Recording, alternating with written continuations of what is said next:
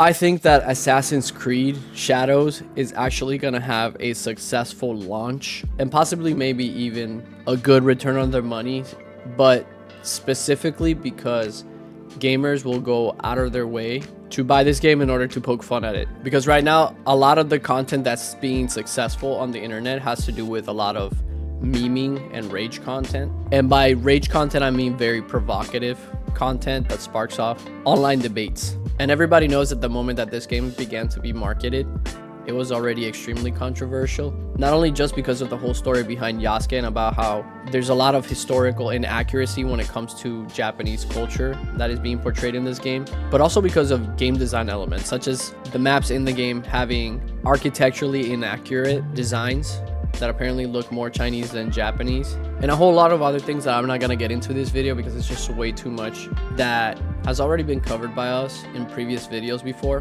But more importantly, the one thing that was brought to my attention in light of recent events is the fact that Ubisoft has actually taken countermeasures against harsh criticism and have set up a legal team to specifically go after people that are criticizing the game and the game developers themselves. There is speculation that their team is preparing for like some heavily negative reviews by larger platforms and larger content creators, but there's also talks of personally protecting the game developers themselves from harassment, which is more on the understandable side of things because the internet does quite frankly like to take a lot of things too far. And to be fair, just from my own personal opinion, it sometimes feels like the internet is full of people that were told by their psychologists to go and make burner accounts just so that they can let out some of their frustrations on people they've never met. And through that's where you get like a lot of the wackos that specifically and personally attack people for their content to a more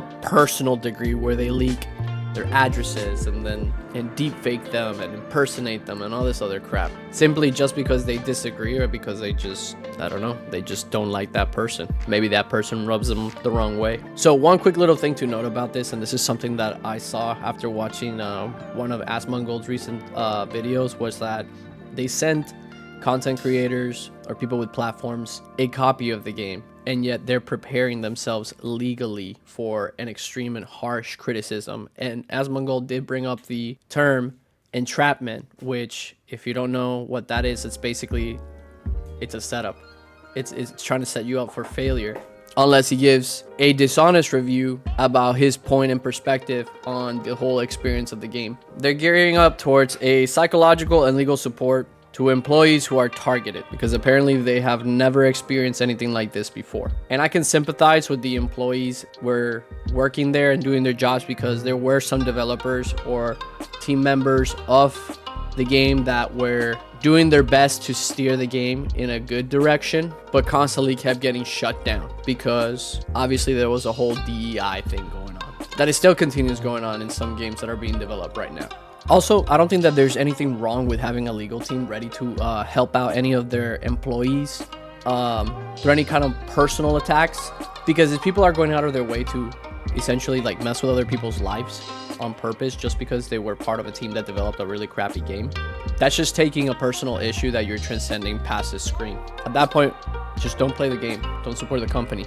Now, where I will disagree with this approach is that if creators with a pretty sizable platform end up giving their honest and unbiased opinion, which just so happens to be negative, because just based off of trailers and teasers, you can tell that this game is just not what the Assassin's Creed community was expecting to get out of the setting of Japan. Let me remind you that an Assassin's Creed game in Japan has been anticipated since the very first game, and like not even because of the samurais, more than anything because of the ninjas, because the ninjas, right, the shinobi, are considered to be one of the deadliest, if not the most deadliest warrior of ancient times. The shinobi are the complete opposite of what a samurai class was supposed to be: honor bound, fighting face to face, exemplary discipline and loyalty. Where the shinobi implemented tactics of espionage, lying, outnumbering opponents when it comes to a duel, not dueling, blinding opponents, doing things and tactics that were deemed by the samurai as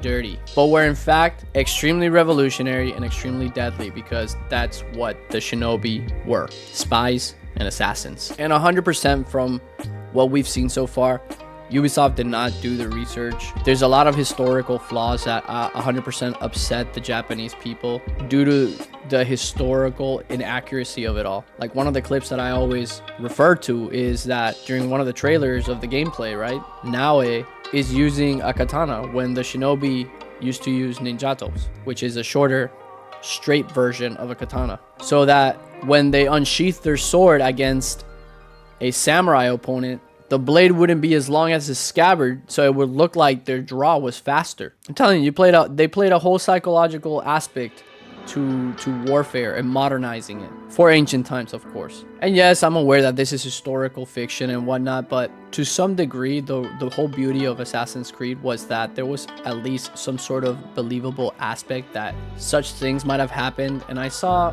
an ability as well there that looked like something out of Neo. Where Neo is obviously a game that you fight demons and all this other stuff that's in essence mystical or fictional. So what am I getting at with this is that I believe that gamers and people, despite how large their platforms are, especially if they don't specifically tell you to go target their game developers and tell you, oh, go burn every single copy you see of Assassin's Creed, are entitled to give their honest opinion about a bad game. That's why critics exist. And this is something that I see that keeps happening on social media as well. I did one recently about like the latest Fortnite Battle Pass, where people cannot tell the difference between a critique and quote unquote bitching. And I feel like part of the fault of that also has to do a lot with how the educational system is evolving when it comes to creative careers and fields, because I noticed this towards the end of when I was getting my degree in game design and game development. I noticed that whenever you would take a final or a midterm, professors were extremely careful about how they would critique you, simply because cancel culture was actually starting to become a problem and people were losing jobs because of something like that on a field where receiving a critique is something that's so important for you to get better and grow your craft. So it's kind of hypocritical that they would legally go after people who are critiquing an art form. It's not just hypocritical, it just leaves a bad taste in your mouth, because again, that right there goes along the lines of violating like the freedom of speech and the right to have like your own opinion about something. And a lot of people's careers are made based off of giving honest and accurate opinions about movies or video games. Just the fact alone that they have to already set up a legal team tells you everything that you need to know about this game and about how much that they don't believe in their own vision and their own project, even though it probably again will have some success because people just want to play the game and like shit on it. Like, I have already seen some cutscenes from the game where it looks like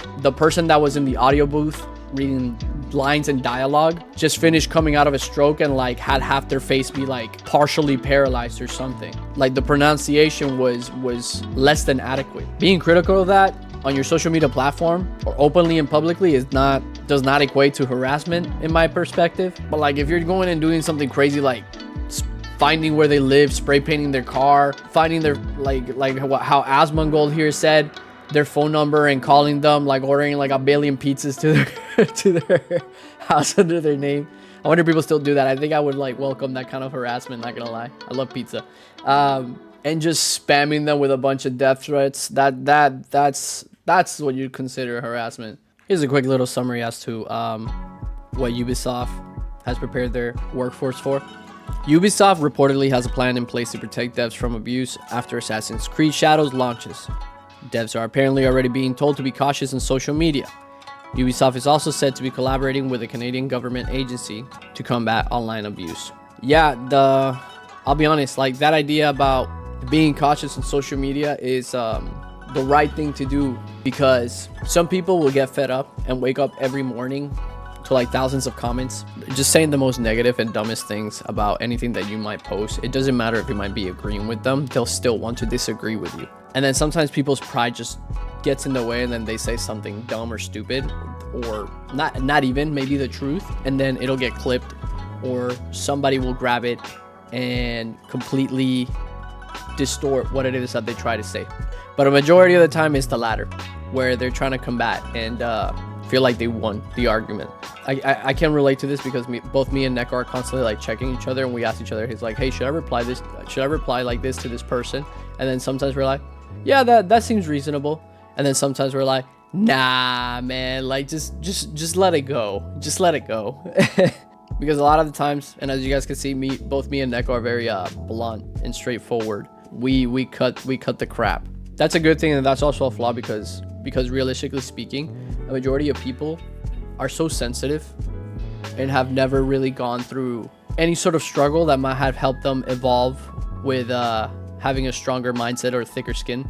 But yeah, the warning to their workforce and then developers to kind of like be chill on their social media, it's very reasonable, because ultimately, if you're involved with a game in a company and you are one of the many faces of the company that does represent them, and you might have certain views and opinions about certain things that you just involve that have nothing to do with the video game that might rub people the wrong way, and you could potentially cause the company a huge profit loss just because they'd like to cancel you, even if you might have been correct about the subject. Something that I like to point out also, that is my personal opinion, there's a lot of people that came up with this term online abuse, and my opinions on that is that although it is annoying, and although a lot of the times you do put time and effort into content or stating your opinion and putting yourself out there, it ultimately is what it is. It's just written words online. And I don't know, maybe like me and Neko are just different in that aspect, in that essence, where words online and people talking to us doesn't really bother until it becomes a physical altercation. And that could just be because, I don't know, like